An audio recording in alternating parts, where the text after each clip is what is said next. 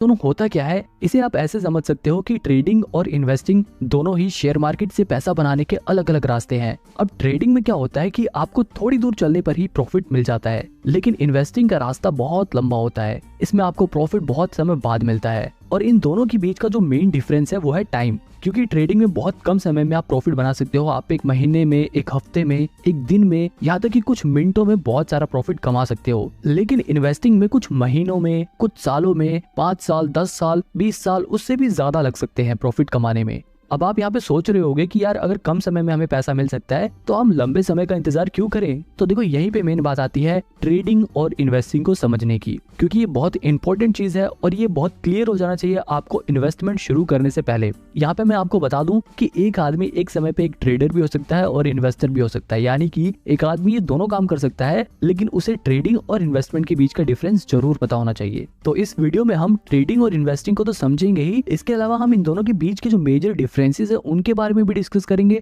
और सबसे आखिरी में मैं आपको ये भी बताऊंगा कि आपको ट्रेडिंग करनी चाहिए या इन्वेस्टिंग करनी चाहिए।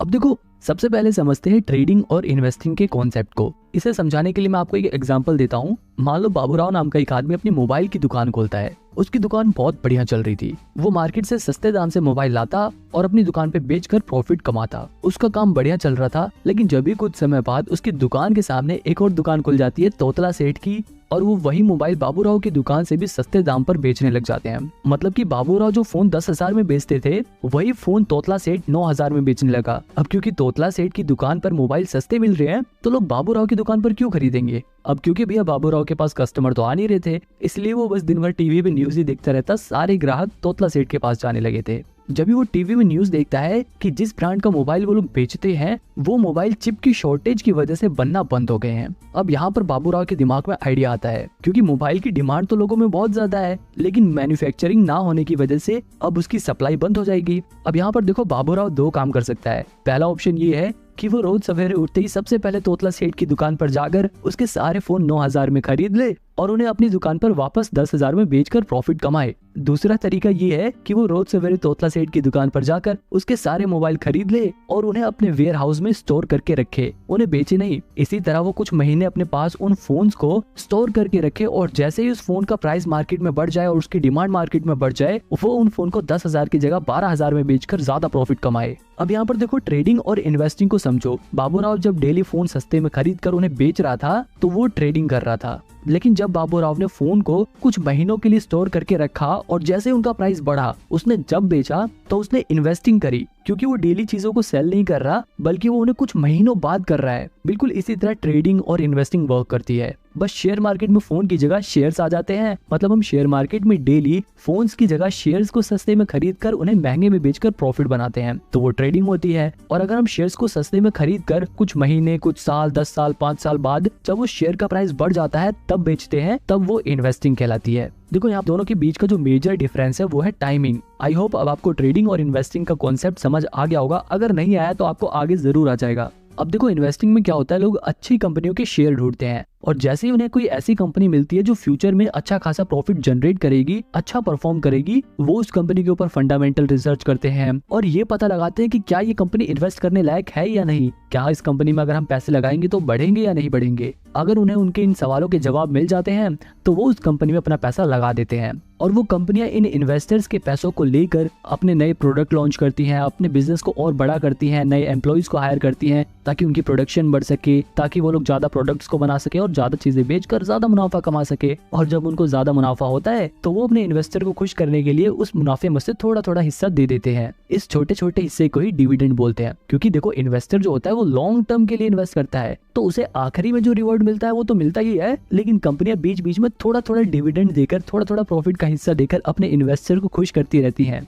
मतलब एक इन्वेस्टर को लॉन्ग टर्म में तो बहुत ज्यादा प्रॉफिट होता ही है, लेकिन उसको बीच बीच में थोड़ा थोड़ा डिविडेंड भी मिलता रहता है जो उसके लिए एक अर्निंग का काम करती है। और मैं आपको बता दूं कि ऐसे बहुत सारे इन्वेस्टर हैं जिनकी सिर्फ डिविडेंड की कमाई लाखों करोड़ों में होती है।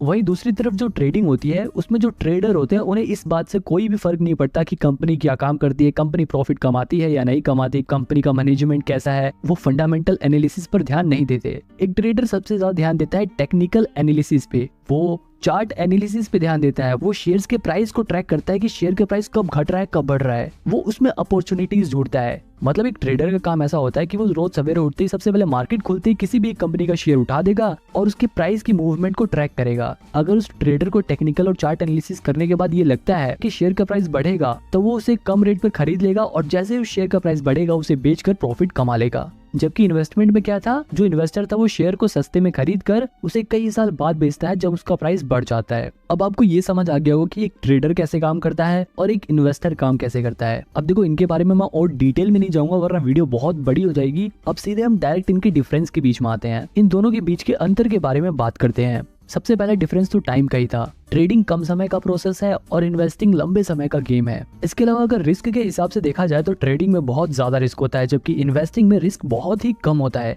अब ऐसा नहीं है कि इन्वेस्टिंग में बिल्कुल भी रिस्क होता नहीं है, हो सकता है कि शॉर्ट टर्म में शेयर का प्राइस गिर जाए, लेकिन अगर कंपनी अच्छी चुनी है आप लोगों ने तो लॉन्ग टर्म में उस कंपनी का शेयर प्राइस जरूर बढ़ेगा और इस वजह से इन्वेस्टिंग में रिस्क बहुत कम हो जाता है। वहीं ट्रेडिंग रिस्की इसलिए होता है क्योंकि ये एक तरह का गैम्बल है। मान लो दो दोस्त है, वो आपस में हेड टेल वाला गेम खेलने का डिसाइड करते हैं और बोलते हैं कि अगर हेड आया तो तू जीत गया और टेल्स आया तो मैं जीत गया। तो ये देखो ये एक तरह का गैम्बल है और शेयर मार्केट में भी बिल्कुल ऐसा ही होता है। बस वहाँ पे दो जनों की जगह बहुत सारे लोग आ जाते हैं और वो लोग हेड टेल की बजाय शेयर के प्राइस घटने या बढ़ने के ऊपर बैट लगाते हैं। मतलब बहुत सारे लोग होते हैं जिसमें से कुछ लोग ये अंदाजा लगाते हैं कि शेयर का प्राइस गिरेगा और कुछ लोग अपने पैसे लगाकर कहते हैं कि शेयर का प्राइस बढ़ेगा। और ये लोग अपने पैसे कहाँ लगाते हैं, ये लोग अपने पैसे लगाते हैं ब्रोकर के पास, यानी कि ग्रो जीरोधा जैसे ब्रोकर के पास अपने पैसे लगाते हैं। अब देखो अगर शेयर का प्राइस बढ़ गया तो ये वाले लोग जीत जाएंगे, अगर ये लोग जीत जाएंगे तो जो लोग हार गए हैं उनका पैसा जीते हुए लोगों के पास चला जाएगा और उस जीते हुए पैसे में से थोड़ा सा कमीशन ये ब्रोकर्स रख लेते हैं। और इतना ही नहीं, इस जीते हुए हिस्से में से सरकार भी टैक्स के नाम पर अपना हिस्सा इनसे ले लेती है। अब यहाँ पर ये देखो कि जो ब्रोकर है और ये जो गवर्नमेंट है इनको तो हमेशा कमीशन और टैक्स मिलेगा, चाहे ये लोग जीते चाहे ये लोग जीते। लेकिन लॉन्ग टर्म में नुकसान किसका होता है, सिर्फ ट्रेडर्स का। मतलब सिंपल सी बात यह है कि अगर ट्रेडिंग में आपने पैसे बनाए हैं तो वहीं दूसरी तरफ किसी ने अपने पैसे गंवाए हैं। कल को जब वो पैसे बनाएगा तो हो सकता है कि आप अपने पैसे गंवाओ, इसीलिए ट्रेडिंग रिस्की रहता है।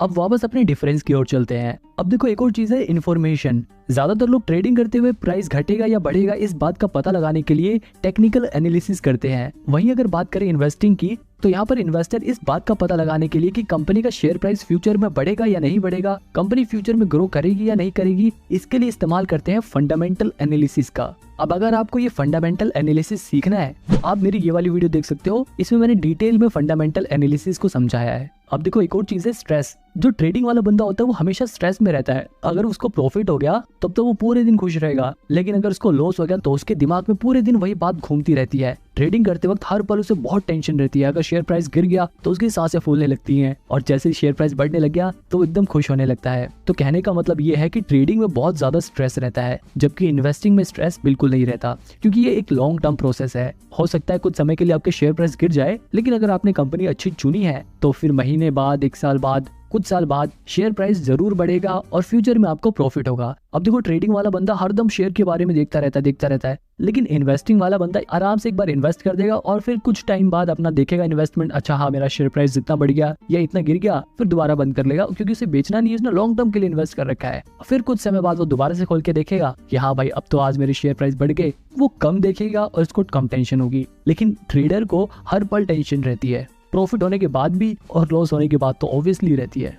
एक और सवाल है कि ट्रेडिंग में ज्यादा पैसे हैं या इन्वेस्टिंग में। अब देखो इस सवाल का जवाब बड़ा ही मुश्किल है, क्योंकि ट्रेडिंग में आप बहुत कम समय में बहुत ज्यादा पैसा कमा सकते हो, लेकिन इन्वेस्टिंग में आप ज्यादा समय में इतना ज्यादा प्रॉफिट कमा सकते हो कि कोई सोच भी नहीं सकता। क्योंकि इन्वेस्टिंग में कंपाउंडिंग अपना असर दिखाती है और पैसा बढ़ते बढ़ते बढ़ते बहुत ज्यादा बढ़ जाता है। वही अगर ट्रेडिंग की बात करें तो ट्रेडिंग में एक प्लस पॉइंट ये है कि आप ट्रेडिंग को कम पैसे में भी कर सकते हो, यानी कि आप कम पैसा लगाकर भी प्रॉफिट जनरेट कर सकते हो। लेकिन अगर इन्वेस्टिंग की बात करें तो सिर्फ आप 1000-2000 लगा के बहुत सारा पैसा कमा नहीं सकते। आप ट्रेडिंग में 1000-2000 लगाकर 5-10 हजार रुपए का मुनाफा कमा सकते हो, लेकिन जैसे कि मैंने बताया था कि रिस्क यहाँ पे ज्यादा होता है। ट्रेडिंग में आपके ये भी चांसेस है कि आप अपने 1000-2000 रुपए गवा दो, लेकिन इन्वेस्टिंग में आपके 1000-2000 रुपए कुछ कम हो सकते हैं। अगर आपने बिल्कुल ही खराब कंपनी चुन ली तो हो सकता है कि आपके पैसे कुछ कम हो जाए, लेकिन पूरे कभी खत्म नहीं होंगे। बहुत ज्यादा गिरने लग गए तो आप उसे बेच सकते हो। तो मतलब ट्रेडिंग बहुत ज्यादा रिस्की है, लेकिन आप ट्रेडिंग में कम पैसे से भी ज्यादा पैसा कमा सकते हो।